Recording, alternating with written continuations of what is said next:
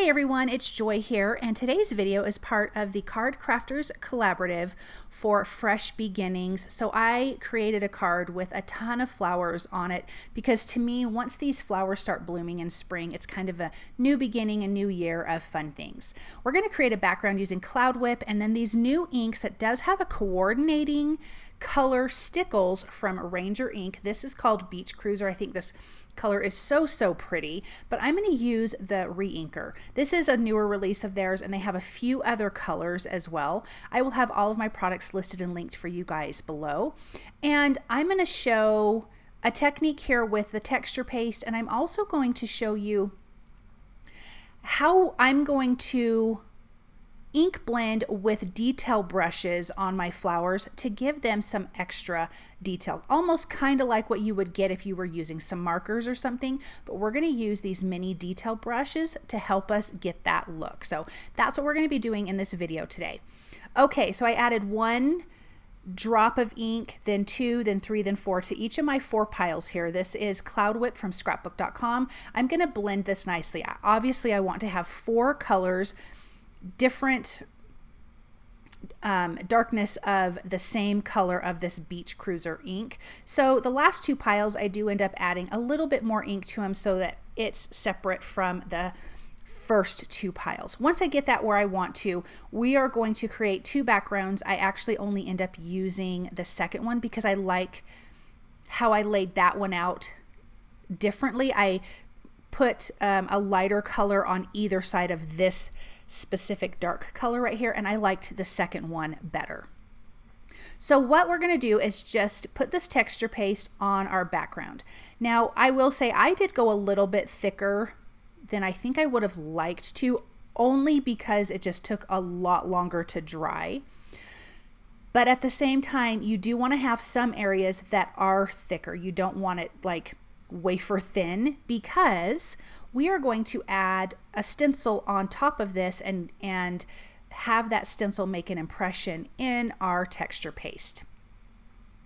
So let's come here. So this is where on the second one I did the lighter color, but this medium and dark color next to each other almost blend in together, so it kind of wasn't my favorite. So I did change that on my second background because I had so much of this texture paste left over. My theory was I want to make sure I have enough because I want the colors to match, so I'd rather have a little extra than not enough. So once I get my little stripes down there, we have this fun, beautiful background. And then I am using the Mermaid Scales stencil from Simon Says Stamp. You could use any stencil you want. I just want a little bit of an impression. It's not even going to be over the whole card, so it didn't really matter to me so much what the stencil was. But now we have this great impression. Let's do this second background. This is the one I keep. So I have this dark color here, and then I'm going to go with the lightest and the second lightest on either side of this dark stripe, and I liked that layout better. And we're just going to do the same thing. Just like I said at the beginning, this is part of the Card Crafters Collaborative hosted by Robin, the Delta Crafter. She puts this together. I'm so thankful she asked me again because I really do like doing these with her. I'm going to list the other designers down in the description, so head on over to their videos too and just get some great inspiration, maybe learn some new techniques, whatever it might be. And if you like what you're watching, please subscribe, thumbs up, hit the notification bell, and definitely share it with your crafty friends. So that background is done, and I'm going to set these aside to dry, and I'm going to start my die cutting. This is a tulip die from Simon Hurley through Spellbinders. And I don't know if I mentioned, I do have everything listed and linked for you guys below in the description. So I'm going to die cut this from white cardstock because, like I said, we're going to ink blend, but we're going to get a little more detailed with it with these smaller detail blending brushes. I wanted to have these flowers stand out a bit more, and really they're the focus of the card, and so I wanted them to really have some good detail. So I'm going to die cut those quite a few times. So I am using Simon Says Stamp Pawsitively Saturated Inks. This is Lemonade. So in those colors, there's 3 colors in each like color family kind of. So I'm using Lemonade, Sunbeam, and Citrine. So I'm starting with the lightest color. I'm lightly ink blending to get that lightest ink on the background. And now I'm taking a mini blender brush with the medium color, and I am going to blend from the outside in. I still want to make sure I'm leaving a lot of that lighter color, so that way you can see that there is a difference between the two colors. These mini blender brushes is going to make this really easy because these are smaller images. So if you used even a tiny blender brush, you're not going to be able to get the detail that you need. So I'm going to finish with that medium color. And my brush got a little too saturated, so I just wiped it off and then dipped it back into my ink pad here. And you can see the light and the medium color. Now we are going to go in with the darker color. This is the darkest of the three, CITRINE. And I'm going to use that same little mini blender brush. And now I'm just going to go around the edges one more time, but just a little bit. I don't want to cover up that medium color, but this is where you're going to get the detail and the definition in each of these petals, because this is a layering die. And each one of these flower buds, look at how pretty that is. Each one of these flower buds has 3 dies to it. So I want them to stand out from each other. I want this to have some definition. I want to have lighter and darker areas. And I will be honest, this did take a while to color, but I think it's easy coloring. You could just have like a good show on the background or listen to, you know, your audio books or a movie or whatever, and then just color the heck out of these, because it did take a while, but to me it was absolutely worth it. So I am being careful again not to cover up that medium color that we laid down. So this is just very much on the edge, and I want it to be as dark as I can get it, and I think that turned out so super pretty. So when you lay it out, now you have all of this definition. So we're going to have pink and yellow flowers. There's 3 different kinds of flower buds in these tulips. The pink is going to be guava, watermelon, and cherry. So starting with that lightest color, which is the guava, I'm just going to lightly ink blend with a mini blender brush, but you could use a large one. Just getting this base color down. This is our lightest area or our highlight area. Then the next color is watermelon. And going back to those really small detail brushes. And now I'm going to ink blend around the edges, working my way in, but still leaving a good amount of light area from that first ink blending.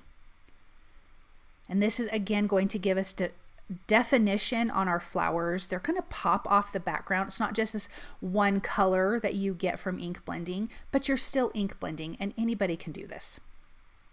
So as you can see, I'm kind of working my way up, but leaving a lot of that lighter area. So I'm going to do that on all 3 of the layers that go on this flower.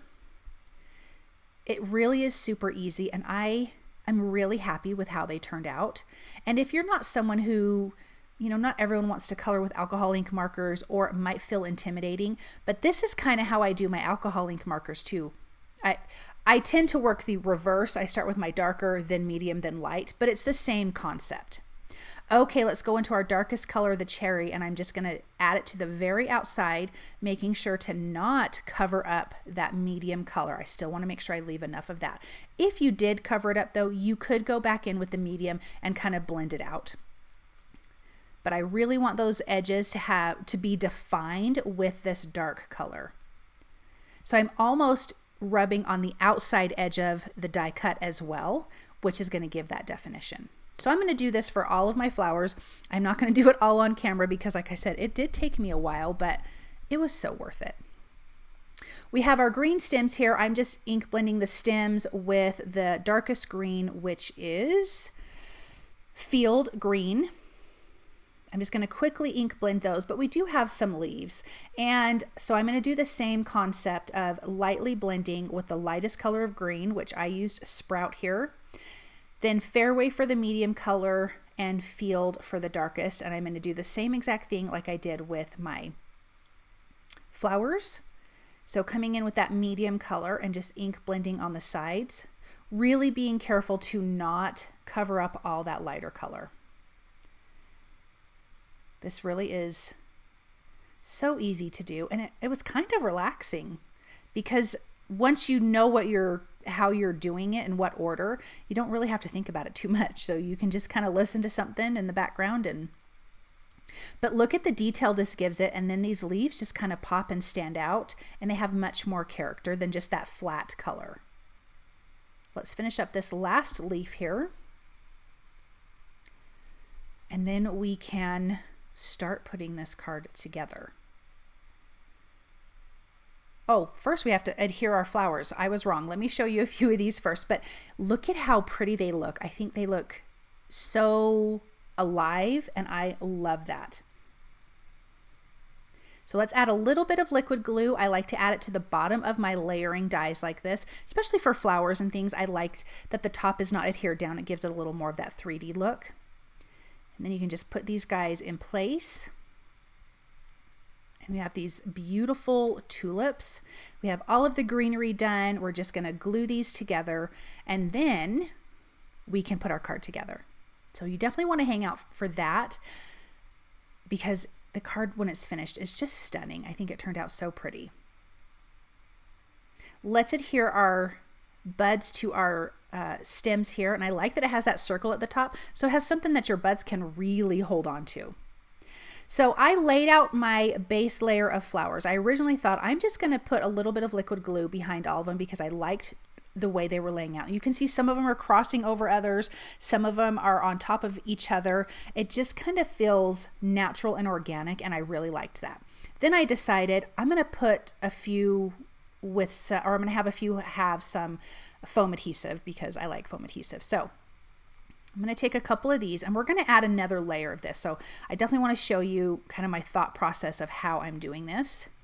I love that the stems are crossing each other. They're not just straight up and down. It just feels more natural.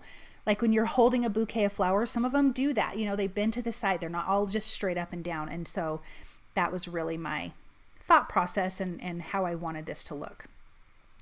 So I am going to add some of the leaves next. I'm not going to add a ton of leaves because I don't want it to feel cluttered. So I think I only ended up adding like 4 leaves, even though I die cut and colored a bunch, but you just never know. You know, once you start laying things out, I'm a super visual person, so I have to see things laid out in front of me to know if I like it or not. I can't just necessarily think of it in my head and go, yeah, that's going to work out perfect. I'm not built like that. So I have to lay things out, and then I can decide really. I mean, I can have an idea ahead of time, but then I have to look.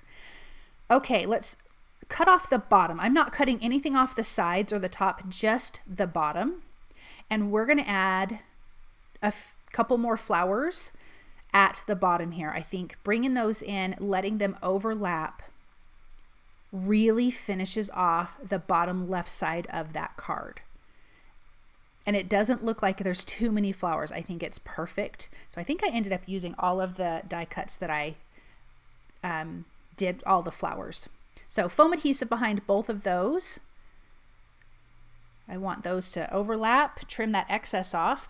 And then I have a sentiment that was already on my desk. It says, "Happy Mail just for you." It was from Tailored Expressions. I was doing a project for them, and I had die cut a bunch of sentiments, and it's from their friendship sentiment, I believe, their Simple Strips friendship. And so I'm like, that is a great card for the springtime. So I'm going to use that sentiment. But before we put that on there, I want to splatter the background because I've just really been into splattering. So I'm using the Sparks Mermaid Sparkle, I believe is what it's called. And it's an acrylic paint with sparkle in it. I added a little bit of water, dipping my paintbrush in, and I am just going to splatter till I feel happy with it because I've just really been enjoying the splatter. Then there is this new stuff from Spellbinders. It's a watercolor paint. It's called Spellbinders White Splatter, I believe is what it's called. And it looks like there's hardly anything in this jar. I just got it in the mail like today, I believe it was. You have a little bit of water. Then you put your brush in just a tiny bit. Then you blend it out in that water. And if it's a little too diluted, you get a little bit more. But when I tell you a tiny little bit goes a really, really long way, that is absolutely true because there's not much water on my work surface and I didn't dip it in very much on my paintbrush. But I'm going to splatter the background with that too. Here's that sentiment that I was talking about. I'm going to pop that up with some foam tape. I'm also using a little bit of liquid glue because there's texture paste on the background. I want to make sure that everything is going to stay, so that's why I added liquid glue behind onto all of my foam adhesive here. I'm going to finish this card off with some gold foil confetti from Studio Katia. I'm using my Pro Pick tool from scrapbook.com. I love it. It's so fantastic, you guys. But look at this card. It turned out so pretty. You have that beautiful splatter. I think those flowers look realistic, which I love, and there's so much detail to them, and that background is super fun. I hope that you guys enjoyed this project, and I hope you guys have a wonderful day, and definitely head on over to those other designers. Bye.